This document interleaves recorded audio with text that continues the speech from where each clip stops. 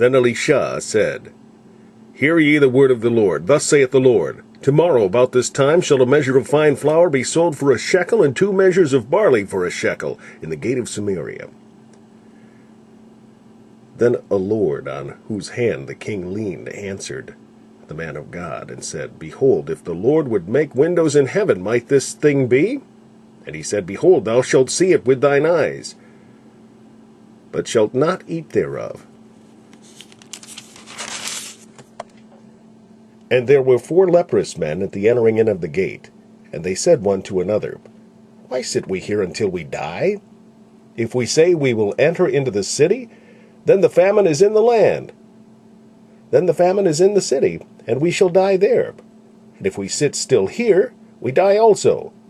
Now therefore come, and let us fall unto the host of the Syrians. If they save us alive, we shall live, and if they kill us, we shall but die. And they rose up in the twilight to go unto the camp of the Syrians. And when they were come to the uttermost part of the camp of Syria, behold, there was no man there. For the Lord had made the host of the Syrians to hear a noise of chariots, and a noise of horses, even the noise of a great host. And they said one to another, Lo, the king of Israel hath hired against us the kings of the Hittites and the kings of the Egyptians to come upon us.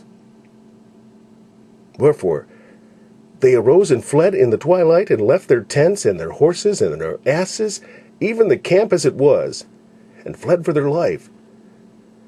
And when these lepers came to the uttermost part of the camp, they went into one tent, and did eat and drink, and carried thence silver and gold and raiment, and went and hid it, and came again and entered into another tent, and carried thence also, and went and hid it.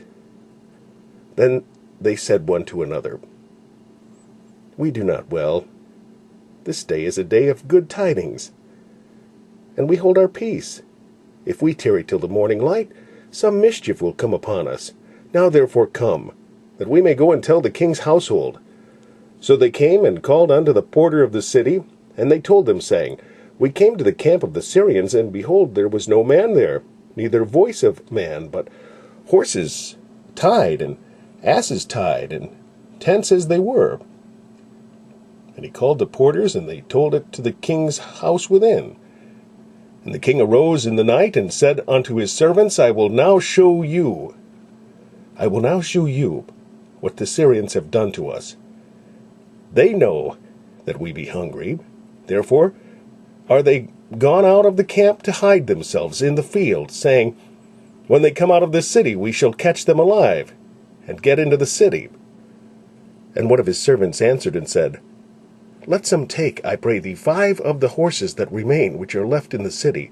Behold, they are as all the multitude of Israel that are left in it. Behold, I say, they are even as all the multitude of the Israelites that are consumed.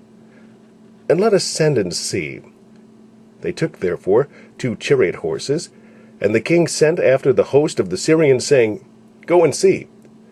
And they went after them to Hordon, and lo, all the way was full of garments and vessels which the Syrians had cast away in their haste.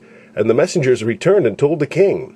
And the people went out and spoiled the tents of the Syrians. So a measure of fine flour was sold for a shekel, and 2 measures of barley for a shekel, according to the word of the Lord.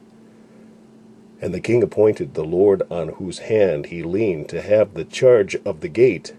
And the people trode upon him in the gate, and he died, as the man of God had said, who spake when the king came down to him. And it came to pass, as the man of God had spoken to the king, saying, 2 measures of barley for a shekel, and a measure of fine flour for a shekel, shall be tomorrow about this time in the gate of Samaria. And